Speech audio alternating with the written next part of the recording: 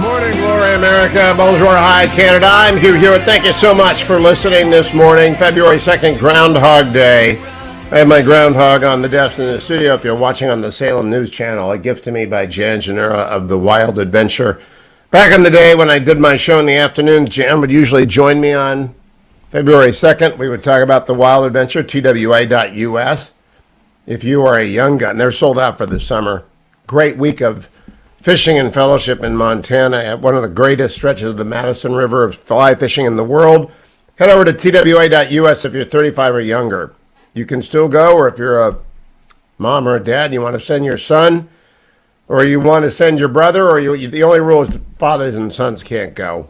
That screws up the dynamic of having fun. But if you can find anyone in your life under 35 who would benefit from this, go to twa.us. The groundhog is with me. The rundown. Vladimir Putin says the U.S. is trying to drag Russia into war. The U.S. is not so much concerned about the security of Ukraine, Putin said at a joint conference with Hungary's Prime Minister Orban in Moscow. Although maybe they are thinking about somewhere in the background, their most important objective is to contain the development of Russia. What to make of that? Well, the New York Times says that Putin is signaling openness to diplomacy. I don't think so. Russia's military, according to the Wall Street Journal, confronting Ukraine, has been completely rebuilt in the 20 years since the collapse of the Soviet Union. I don't think that's true either. I'm told they have about 100 to 120,000 grade A troops. That you degrade those 120 and they are back to threatening you with nuclear weapons. Meanwhile, Poland is really going all in, lifting anti-aircraft batteries to the Ukraine.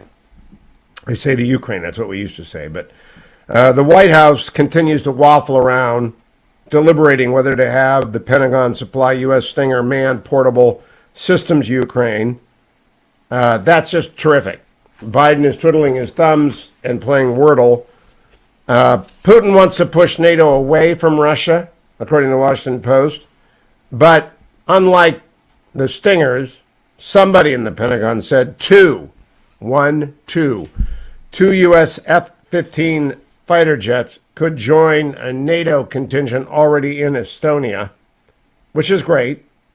Putin's demands to effectively dismantle NATO have actually led to the opposite among the frontline states, if not the United States. We're screwing around. Biden is weak and inattentive, not quite certain he can focus on things for very long. But somebody in Poland and the Baltic states got together and they said, Ollie Ollie Infree, and the British contingent is very, very strong. They're not going back to the days of the USSR. And Article 5 is alive and well in Lithuania, Estonia, Latvia, Poland, and in Bulgaria and Romania. Meanwhile, the Axios newsletter has a list of documents leaked from the Situation Room before Kabul fell, and it sheds light on just, quote, on just how unprepared the Biden administration was to evacuate Afghan nationals who'd helped the United States in its 20-year war against the Taliban. What a joke! What a surprise! The Biden joke of a foreign policy is the reason he's nearing bottom. You can't get below 25% in the polls. It's impossible. Nixon, before he resigned, had 28%. So with Joe Biden as low as 33 and maybe touching 30, we're about as low as we can go. Even though every time he shows up with an ice cream cone, it drops another half point. So they're just going to hide him for the rest of the term. But we're still glad to be Americans. 60 people were killed this morning in a militia attack in eastern Congo. That doesn't happen in America, and we're glad about it. Winter storm is disrupting the central U.S. with snow, sleet, and ice. I guarantee you this is not a story in Ohio. This is another day in Ohio in February. My birthday is this month. I remember February's very well in Ohio growing up. And in Ohio, you're just hoping for a snow day.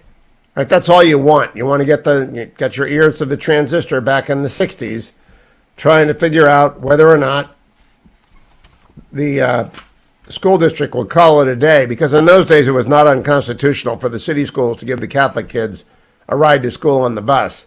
And if the bus wasn't coming, well, that was great news. That was great news. It happened 4 or 5 times a month. You know, that's Ohio in the days. Back and forth uphill in the snow. You know that. This story is so astonishing to me from Axios. Leader McCarthy, the future Speaker of the House of Representatives, said this morning that Nancy Pelosi is considering capping the State of Union by 25 members from the House Democrats, 25 from the House Republicans, 25 from the Senate Republicans, because she's afraid of COVID. COVID neuroses has ruined the Democratic Party. They're going to get wiped away. They're going to get crushed. Most interesting story of the afternoon was Brian Flores, late last afternoon on the West Coast. It's early evening on the East Coast. I'm starting to do my show prep, and I see Brian Flores, who was head coach of the Miami Dolphins for a couple of years, has just unloaded on the NFL, alleging discrimination against black coaches. And he shot at the NFL in his complaint, and he hit it, but he really took out Bill Belichick. Because Bill Belichick thought he was texting somebody other than Brian Flores. And he was texting, I think, Brian Daboll, telling him, hey, the fix is in. Don't worry. This is a paraphrase. I don't have it in front of me. Don't worry, Brian, you've got this job. You're going to get this job. They told me you've got the job. Good for you. You're going to do great with the Giants. Brian Flores was in the about to head off to interview at New York Giants land. Had to go through a charade because of the Rooney Rule. The Rooney Rule requires that you hire at least one African-American, you interview at least one African-American for every opening for GM and head coach. I think that's the Rooney Rule. Now, the Browns have actually lived by the Rooney Rule. They had Hugh Jackson as their head coach. They got the amazing Andrew Berry, who's maybe the best GM in football. Both black men who are great professionals. Hugh didn't do so well. But you can't pretend. And I think Brian Flores has got a payday here. Tom Brady quit yesterday, and the best thing about it is he quit as a Tampa Bay Buccaneer, and he snubbed the New England Patriots while doing so. This was, to me, the best thing Tom Brady has done in a career marked by mediocrity since he was at Michigan. Look, he was a systems quarterback in New England. He hates Bill Belichick. Then he went down and played basically with an all-star team in Tom Brady land in Tampa Bay. My hat is off to him. Very good quarterback. Let's not pretend he can actually win outside of special circumstances. But the best thing about it is Bill Belichick doing to Twitter what he did to the Cleveland Browns all those years ago, ripping it up. I'll be right back, America. More Bill Belichick news. Oh, he's grumpy this morning when we return to the Hugh Hewitt Show. Morning glory, America. Bonjour, hi, Canada. Hugh Hewitt from the West Coast this morning. Joined by Carrie Severino of the Judicial Crisis Network in Washington, D.C. Carrie, good morning. How are you? I'm doing great. How are you, Hugh? Good. Would you remind people what the network is all about, what you do for it? Yeah, JCN is dedicated to trying to help get judges confirmed who are going to be faithful to the Constitution and to the rule of law. And unfortunately, in this case, maybe just making sure people are aware when those standards aren't being met. Now, we're going to have a Supreme Court nominee. I have already consulted the Oracle of Hewitt and come up with the over-under of 65 yes votes on the confirmation. Are you taking the over, the under on that, Carrie? Well, you know, it's a reminder that the people say elections have consequences. That's not just about the president. That is about the Senate as well. And the election of the Senate has profound consequences right now for the Supreme Court nomination. We do have a 50-50 Senate. I would love it if we could have even the possibility of peeling off some of those Democrats like Manchin and Sinema who have stood up to the president on one important issue, and that's court packing. And I'm grateful to them for that. But unfortunately, I think you're right that they have just basically rubber stamped every single one of Biden's judicial nominees, including some people who are really underqualified, people who are really radical. So I would hope that they would look at this one and say, maybe we need to step back and really do due diligence on this one, but we'll see. But, Carrie, my over-under is 65. Knowing what we know now, which is nothing except a list of 7 people, of whom there are really only 3, maybe 4 if you count the Delaware justice, because Joe Biden's got a soft spot for that. So we got 3 or 4 potential nominees. Each one of them will get 65-plus votes. Agree or disagree? I think we'll just have to see on that. I think. Make a guess, Carrie. Come on, give me a guess. I'm optimistic that we'll do better than that. But again, it's a little hard to. It's hard to predict. I think when you look historically, Republicans have been kind of slowly waking up to the idea that, and you heard Lindsey Graham talk about this during the Kavanaugh confirmation. He's like, I voted for all your nominees, and you guys are still being horrible, just doing awful things to our nominees. And I would like it that people would realize that, this is, trying to play patty cake with the other side isn't helping.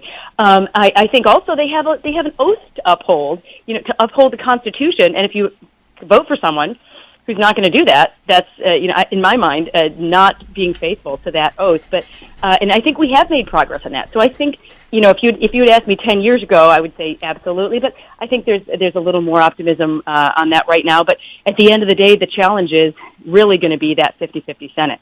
Carrie, the long game to me is to demonstrate grace and preparedness when a nominee comes before you, and then to vote if they are not dummies. And I really do think that, Earl Warren was never going to win the spelling bee when it came to law school. He was a fine Chief Justice. He ruled a lot of bad ways, but he also got Brown v. Board right. So I think the job of a senator, historically, as I've understood, I've been teaching con law for 25 years, is to vote yes if the person is minimally qualified to be on the court, and the framers didn't give us a lot of guidance, and therefore the long game is to keep demonstrating the kind of deference to a president they deserve early in their term, not so much if you're in an election year. Well, the Constitution doesn't speak to the actual standards the senators have to follow. It just says with the advice and the consent of the Senate. And I think that's one of the areas that our founders and their wisdom left to the good sense of the senators and to the political process. Again, I think all of these senators take an oath to uphold the Constitution. And if you have a nominee, I view as minimally qualified, someone who is going to look at the Constitution and actually be willing to apply those terms as they were written. I don't really actually care about their personal politics, right? I don't care if there's an R or D after their name. I care about, are they going to apply the Constitution faithfully? What worries me is what we've seen is a White House committed more to putting people on the courts who are going to achieve policy goals for them, which is not faithful to the Constitution. I don't think if you think that's what the job of a judge is, you are not minimally qualified for this position. Okay, well then you just moved the goalposts, because there are legitimate arguments out there. Justice Breyer sat in the studio for a couple of hours and defended his judicial theory, which I reject completely, and his view of the living Constitution and the fact that, a direct quote, George Washington didn't know about the internet. Okay, I think that's profoundly wrong. It is clear that Stephen Breyer is a competent Supreme Court justice. He just doesn't agree with my approach to the interpretation of the Constitution. I don't think that's disqualifying, and I think we lose the long game if we invite attacks on nominees because of their judicial approach, as opposed to only character, finances, the Abe Fortas problem. You don't want crooked people on the court.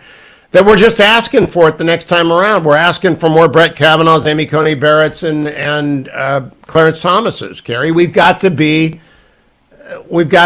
civil and respectful and accommodating to the president, who is the prime mover here. Well, I agree. Civility and respect, 100%. We should never do to them what they did to Brett Kavanaugh and Amy Coney Barrett. But ironically, I think it's actually that trying to not talk about judicial philosophy that creates some of the issues we did see with Thomas and Kavanaugh. What the Democrats really want to do is just say, I don't like Kavanaugh's view of judging, and so I'm going to vote for them on those grounds. I think I disagree with their conclusion as to whether his approach to the Constitution is right, but I say that's fine. Because they felt they couldn't just say that, they had to invent a smear campaign to say, oh no, I'm voting against him because he's a serial rapist. I'm voting against him because of some vote in New Hampshire incident. That is them looking for an excuse. I think if we all just said, hey, this is my concern. I disagree with judicial philosophy. I can think you're a wonderful person. I can think you are well intentioned, but you're going to be wrong in the law, and that's why I'm voting against you. I think that actually is what will keep us away from these smear campaigns, because those are often being used as simply an excuse. I think particularly in the Thomas era, when it still was the default that most senators voted. In fact, in that case, he was confirmed by Democrat-controlled Senate. So most senators were still voting for, saying, okay, I'm going to vote for the nominee of the other party, but they felt they had to create a fake narrative to give them an excuse to vote against him, when really their reason was just, we don't like your approach to the judging. So we need to get back to there. The only way to get back to there is to cross the bridge in front of us. The way to cross the bridge in front of us is to ask hard questions of a nominee, the same sort of hard questions that Justice Barrett, Justice Kavanaugh received. If they answer them competently, I just don't see a reason to vote no. And that's why I think it's going to be 65 plus. Now, my friend Tom Cotton is probably not going to vote for this nominee because he's a strict constructionist and originalist. This is not going to be an originalist. This is going to be a lockdown liberal vote. I'm very aware of that.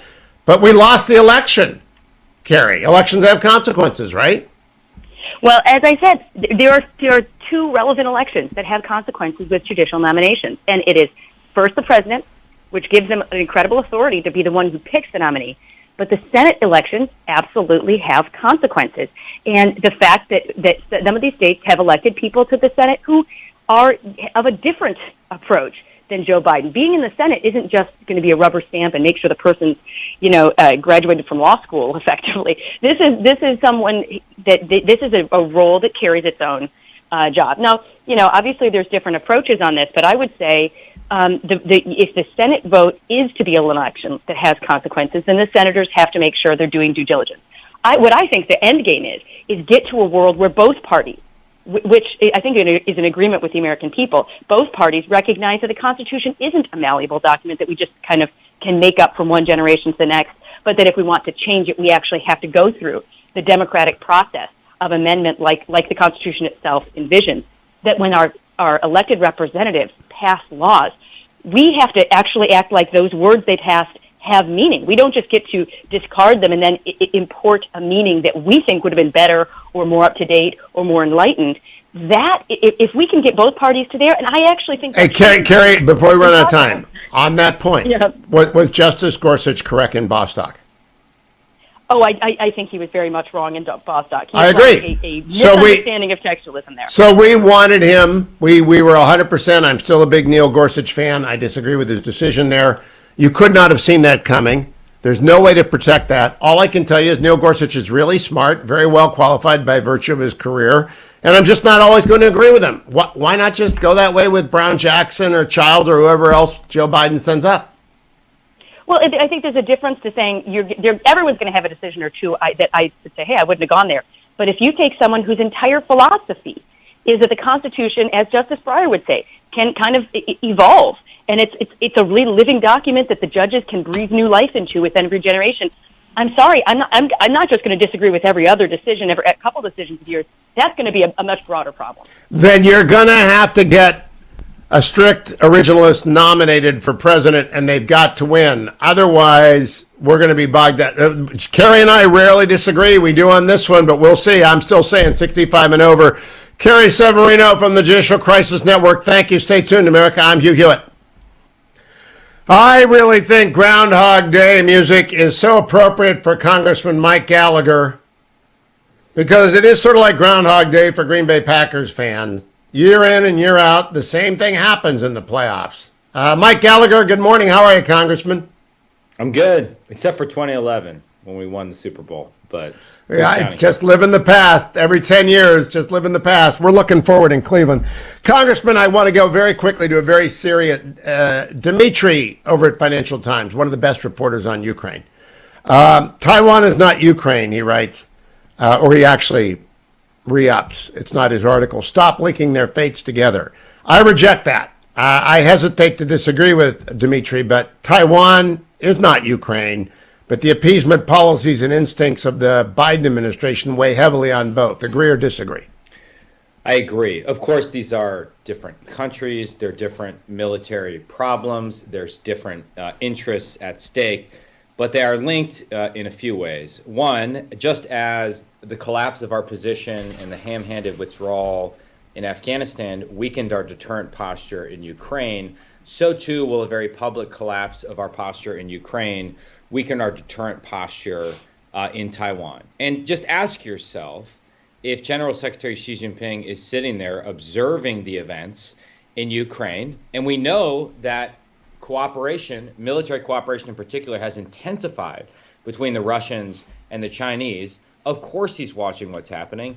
And what conclusions is he deriving from this ongoing spectacle?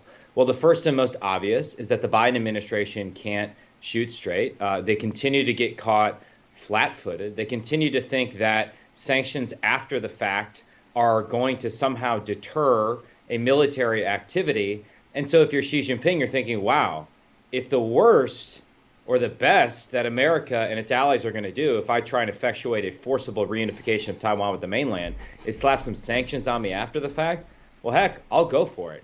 I think the critical window starts in 2024, Hugh. It's after there are elections in Taiwan. And if the current party, the DPP, wins re-election, I think Xi Jinping will conclude that they have to do this by force because they know they have no prospect of reinvigorating the KMT, which is really not popular right now in Taiwan. So that's really the election to watch for, Hugh. I believe it's January 24, check me. And I think if the party that's currently in power, President Tsai's party, wins again, then Xi Jinping is going to start to make his move militarily. Okay, I hope we have that much time. I'm not sure that we do because you can certainly do a lot more preparedness and forward basing allied forces and make it very clear that we would defend Taiwan. I want to go back, though, to NATO and the bifurcated response to the Ukraine crisis. Poland, the United Kingdom, the Baltic states are all stepping up. Germany is stepping out of NATO in all essence, and the United States is Hamlet. It's really quite remarkable what's going on. Apparently, we sent 2 F-15s to Poland this week, which is great, 2 F-15, and we're still deciding whether to send them Stingers. What is the problem with the United States Department of Defense and the Joe Biden team? Well, I think it all starts from the top, Hugh. There is a unwillingness to provoke, or a fear, let me say, of provoking the Russians, a belief that Anthony Blinken can solve all the world's problems in Vienna, and a misunderstanding that diplomacy, if it's not backed by the credible threat of force, is effectively useless. This is the problem with Iran, certainly what we saw under the Obama administration, and now we're seeing again under the Biden administration. And so it's this naive belief that somehow, Putin and other adversaries are going to adhere to the same moral standards or, concern for the approval of the global community, such as it even exists, that we do. And obviously that's not true. So that's the fundamental problem. There's also a problem with the bureaucracy moving too slow, and it really takes presidential leadership and cabinet level leadership to bend the bureaucracy to your will. And I just would commend on the Poland point, our mutual friend Robert O'Brien has been making this point repeatedly and loudly for 2 years, just how critical it is to expand our defense cooperation with Poland. The only other thing I'd say, Hugh, as we watch these sort of mini agreements emerge between NATO countries and that are frustrated with Germany, I actually think this is more dangerous than some other approaches here.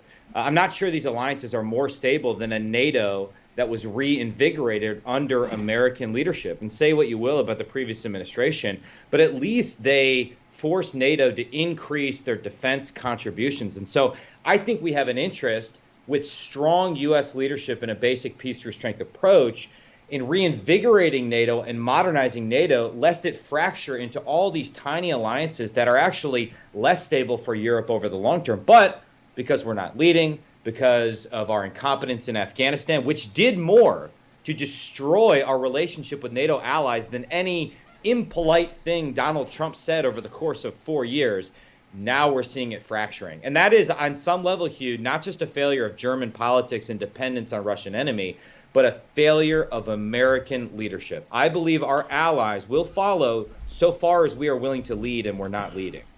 Well, two-part question. I've talked to O'Brien and Rick Grinnell about this for a long time. Germany has a deep historical rootedness, way before the Nazis, way before the Kaiser, to being the dominant force in Central Europe and playing East against West. And putting them into NATO worked to keep them down from doing that. They are now back up and doing that, and they play the German game for the benefit of the Germans. And I don't know how you stop that. But NATO can bypass that, Mike Gallagher. They don't need Germany. If Germany wants to be Switzerland and be neutral and make money, that's basically what they're going to do, and they're They're pretty much committed to that with this new government. They were committed to that under Merkel. We thought she was better, and she wasn't. But Poland is clearly not going back to servile state, and the Baltics clearly aren't, and Bulgaria and Romania clearly aren't. So the new NATO, Don Rumsfeld called the new Europe, we've got to be committed to them in a big way. I also wondered, I missed the Nixon seminar last night. Richard Nixon's most famous declaration on foreign affairs was when Israel was up against the wall in the Yom Kippur War, and the bureaucracy that you just referenced was dragging its feet. He told Kissinger, tell them to send everything that flies and fill it with armaments. We could do the same thing to Ukraine. Did that come up last night on the Nixon seminar? Well, I confess I missed it as well, Hugh. So I'm done. I'm not a member. I'm only a watcher. The people smarter than I probably covered that topic, but it is the fundamental point. I think it's tied to what I was trying to say inelegantly before, which is you need a credible threat of military force to make diplomacy work. As George Kennan said, you have no idea how much it contributes to the general politeness and pleasantness of diplomacy to have a nice, quiet little armed force in the background. And that is the fundamental point that the Biden administration does not understand. And to take it back to your point about Taiwan, I think what people on the right don't understand, there's some who obviously think that we can ally with Russia to counter China over the long term. That would be a geopolitical masterstroke if it was possible. It's not possible under Putin. He has no interest in doing that. So let's abandon the fantasy because it does not exist. But also, the best way to distract from the China threat in our attempts to get tough on Taiwan is to bumble into a mid-level conflict in Ukraine because we were unwilling to move with a sense of urgency to prevent the conflict from emerging in the first place or devolving into all-out war. And that's what I think too many people are misunderstanding. Problems have a tendency not to age well, Hugh. And the more we allow this problem to fester, the more likely it is we actually get dragged into a conflict on someone else's terms and thereby consume all the bandwidth that we would need for the long-term competition with China. All right, last question has to do with China. This might hit home because you're a Wisconsinite. You probably have some athletes going to the games. And I have respect to the athletes and for their dedication. I'm not going to watch a minute of this. It's the genocide games. I think people who sponsor it are obscenely involved in the genocide of not just the Uyghurs, but other racial minorities, the suppression of Taiwan, the destruction of Hong Kong, the espionage in the United States, and the expansionism of Xi. So I will not have a moment, and I will condemn everyone who sponsors it. What's your approach? Are you going to watch the games because the athletes have tried hard and ignore the genocide, or are you going to not watch the games? I'm not watching the games. I'm not sure I would in a normal year. The Winter Olympics are not necessarily my favorite. My wife, however, is a huge fan, so she has agreed to not watch the games at my request. She sees the bigger geopolitical picture here. Hugh, I would also say, in addition to being the genocide games, it's the COVID games, right? I mean, we still don't have basic answers from the Chinese Communist Party about the origin of this virus. We still don't have a full accounting of U.S. taxpayer dollars that went to the Wuhan Institute of Virology. The more we learn about this, the more it stinks. We certainly know there was a cover-up by the Chinese Communist Party. We know that there was military dimensions of research at the Wuhan Institute of Virology. But we're also not getting basic information from our own public health officials who, in my opinion, are continuing to lie to Congress. That's unacceptable. And we have athletes now that have gotten infected even before they've showed up in China. China's not being transparent about its numbers, Hugh. So it's an absolute disaster. We should do everything possible during this Olympics, to point out China's egregious human rights abuses and the way in which its cover-up cost millions of lives around the world. Mike Gallagher, the leading ideologue of the Central Committee is a guy named Wang Huning. What do you think is the lesson that he has taken away, very smart man, from our response to China's poisoning of the world? That they can get away with anything. And I think Taiwan is now more firmly in their crosshairs. On that point, Hugh, in a bit of shameless self-promotion, I published an essay in Foreign Affairs yesterday called Taiwan Can't Wait, which outlines the things we can do in the next 3 to 5 years to actually defend Taiwan. We need a battle force 2025, not 2045. We need to act with a sense of urgency. Otherwise, if we screw that crisis up, we're done as a superpower. And nobody around the world is going to count on American promises. And so I just would ask for you to take a critical eye to that. This is the most. I will. Is it available to the public or is it behind a paywall? I think it's available to the public, Hugh. I will send you the link and we'll get that sorted out right away. You're going to send me the link? Really? Yes. From Wisconsin? Yes. Are you in Wisconsin? We have internet. No, I'm in D.C. Okay, you've got your... I have a couple of cows in Wisconsin running around on a treadmill generating electricity and internet for my home. Obviously, there wasn't much energy in the playoffs. That's why I'm asking. Oh, Hugh, it's too soon. It's too soon. Congressman Michael Gallagher, it's never too soon. Good to talk to you. Where's Aaron Rodgers going, by the way? You think he's going to go to Tampa Bay? No, he's coming back. He's coming back. And how are we supposed to take your foreign affairs article seriously if you think Aaron Rodgers is coming back? This is all one cloud of credibility you've got there, Congressman.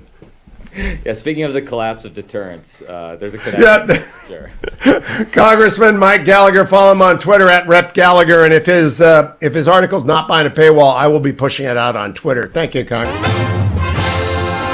Welcome back, American Morning Glory. I'm Hugh Hewitt. We got into the USC band room where they're practicing their fight song, the one-note fight song, the only one in football. And I always play the one-note fight song of the USC Trojans when Representative Ashley Hinson joins us, because it proves that even if you go to USC, you can get to Congress. There's no holding you back. There is nothing you can't achieve. Congresswoman Hinson, welcome back. Always good to be with you, Hugh, and I really appreciate that nice, warm Trojan welcome. Thank you so much. Hey, are you happy about Lincoln Riley? I mean, now you're going to have to recruit for him. You're going to be talent spotting for Lincoln in Iowa, aren't you? I know. We are very excited about that. And, I think we've had several rebuilding years at USC, so I know that this will be our year. Our basketball team's great. So, we have a strong legacy of college athletics, and I hope that our football team will rise up to the occasion and continue to fight on come the fall. Boy, you are good at your job. Several rebuilding years. That's like Pharaoh telling Joseph, we're going to have several lean years when it comes to the food department here. Ashley Hinson, you are a freshman. I love having freshman congressmen on because it's hard to get anything done or even get noticed. But you introduced a bill that immediately everybody said, how did a freshman think this up? And it's got a lot of juice. Tell us about the defunding of the secret flights transporting the illegal aliens across the United States. Yeah, well, it's a pretty simple bill, and in my mind, there is no justification for flying illegal immigrants into our country in the dead of night, no less, on the taxpayers' dime. And this is really a bill that came about because of the trust. Iowans have lost trust in this administration. Americans feel betrayed by this administration, and the administration needs to be held accountable because they are jeopardizing the safety and security of our communities with not only their border policies, but with these transported illegal immigrant flights into our country. So that's exactly why I introduced the Stop the Betrayal Act. It'll put a stop to these secret transports by the Biden administration of illegal immigrants into the U.S., because in essence what they've done is bring the border crisis to our backyards across America, and that's unacceptable to Iowans. It's unacceptable to Americans.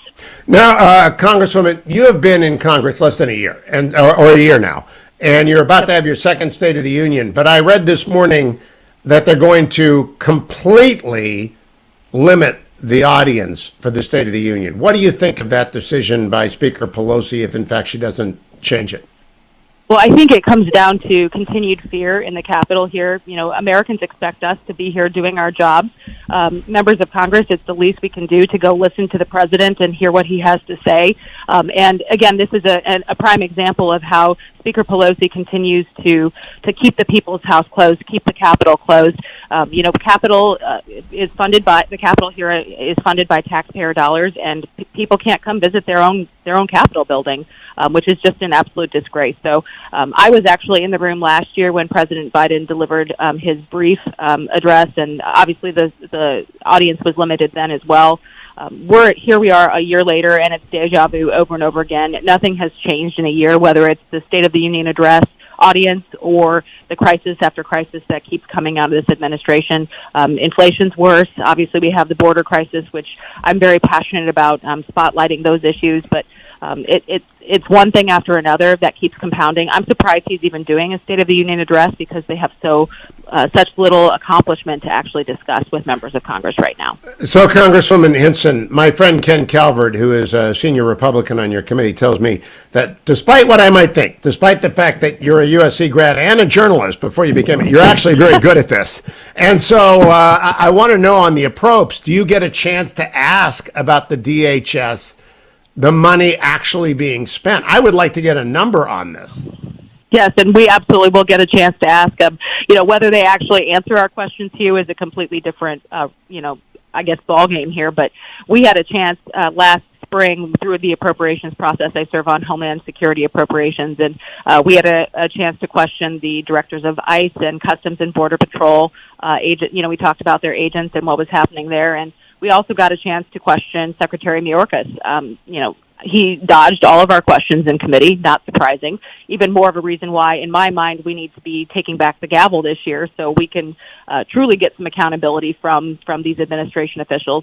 It took months after that hearing to even get responses, and I wouldn't even call them answers to our questions.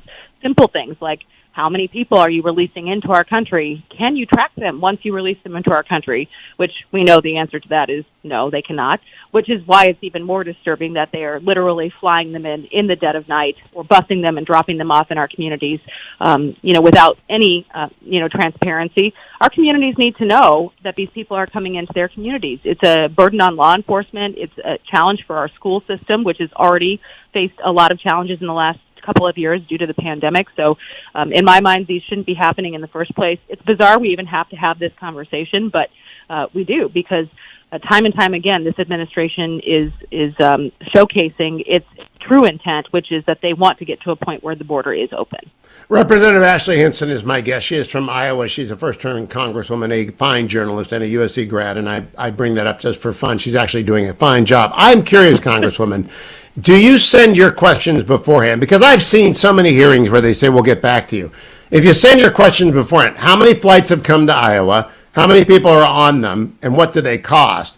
And you make sure that you send it 5 or 6 times. When they show up, you put up your 5 letters on the screen. Say, I wrote to you a week ago, 5 days ago, 3 days ago. How can you not be prepared? Do you ever send the questions in advance? Well, I think what it comes down, we try to have a conversation with them in advance or on the staff level to let them know kind of what we're interested in so they can be prepared.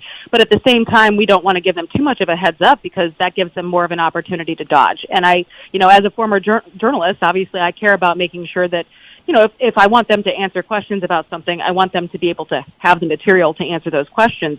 But in this case, what we've seen from this administration with the dodging, if we give them too much of a heads up, then they will be deliberately prepared to mislead the American people, which is what we see them do time and time again. Secretary Mayorkas, that's why I've called for his resignation because there is a just true void in leadership at Department of Homeland Security, whether it's the border issues or what we've seen on the international stage. Our country is less safe because of that void in leadership.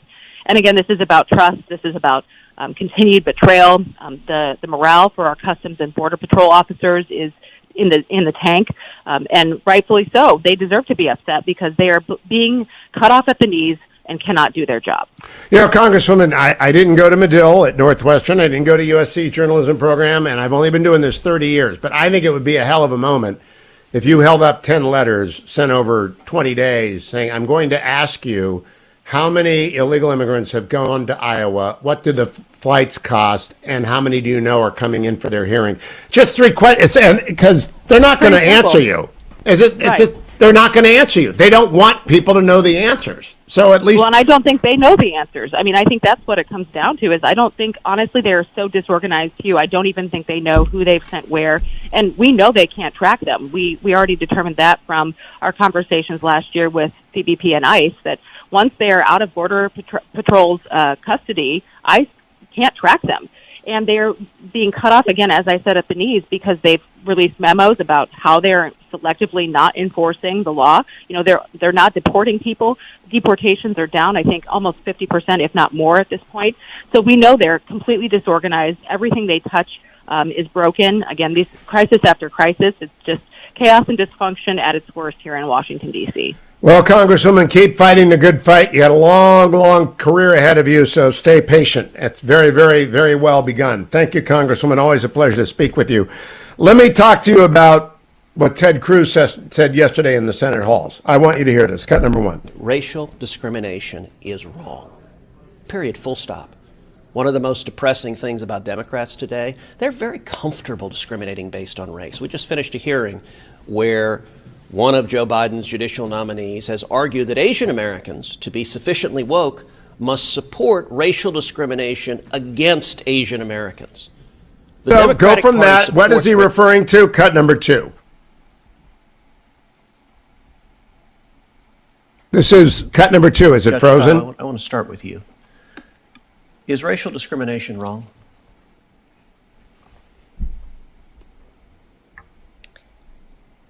Senator, our Constitution prohibits race discrimination, discrimination on the basis of race. Okay, let me ask again, is racial discrimination wrong? Senator, as a judge, I don't deal with issues of morality or whether something... So you have no views on whether it's right or wrong? Senator, because that is an issue that is frequently litigated before the courts, pursuant to Canon 3 of the Code of Conduct. Okay, so why does the Constitution prohibit racial discrimination? Because Senator, it's wrong! Honest to goodness, what is wrong with people? The wokeness of the left is consuming the Democratic Party. Never vote for another Democrat again, or this country will be irrevocably stupid within 20 years. I'll be right back on the Hugh Hewitt Show. Welcome back, America. It's Hugh Hewitt, Sonny and Cher, Mark Groundhog Day, the movie, and so I always play it for every bump on Groundhog Day. Remind everyone as well, visit twa.us and join up for the Young Guns. I'm joined by the Attorney General of the great state of Utah, Sean Reyes. Good morning, General Reyes. Good to have you back on the Hugh Hewitt Show. Hey, good morning, Hugh. It's great to hear from you, my friend. I am deeply alarmed. For 4 years I worked Reince Priebus to bring the GOP convention to Cleveland, but I never kidnapped him. I think you've taken Ronna McDaniel, kidnapped her in Utah, trying to get her to bring the GOP in 2024 to Salt Lake City. Will you let her go? I've got eyes on the package right now. I'm headed over to speak to them in a few moments. Now, we've got her. She's been great, the whole RNC selection committee. What a wonderful process, and it's an honor just to be able to bid for that. Hugh, I need you to join in the Salt Lake City 2024 campaign. No, I'm kind of pushing for Pittsburgh, even though because we need we're going to win Utah. We being the Republicans, we're going to win Utah. But you want to, you know what you can settle for? You can settle for one of the GOP presidential debates. So you ought to make sure that's on your bingo scorecard. Will those exist anymore? I think those are gone the way of the dodo, perhaps. No, those are the presidential. The primary ones, you go see Ronna and say, okay. I talked to your moderator this morning, Hugh Hewitt. He is moderating each of the debates, right? And she'll say yes, and then we'll go from there. General, I really wanted to talk to you about the border because a bunch of the attorney generals went down to the border. What did you see? What do you want the federal government to do? Shocking, sobering. I want the people of America to know, first of all, that every state in America is a border state. Now, even more so because of the failed open border policies of this Biden administration. And Hugh, when we went down there, and it was a very productive trip because we were able to gather intel and information and be able to solidify relationships to better coordinate on interdiction of drugs, human trafficking, white-collar crime and fraud. But here is the shocking reality. When we went down there and we saw the wall, we were out in the freezing cold on the water with the brave men and women in uniform down there who are undermanned, especially at the federal level. We were at checkpoints.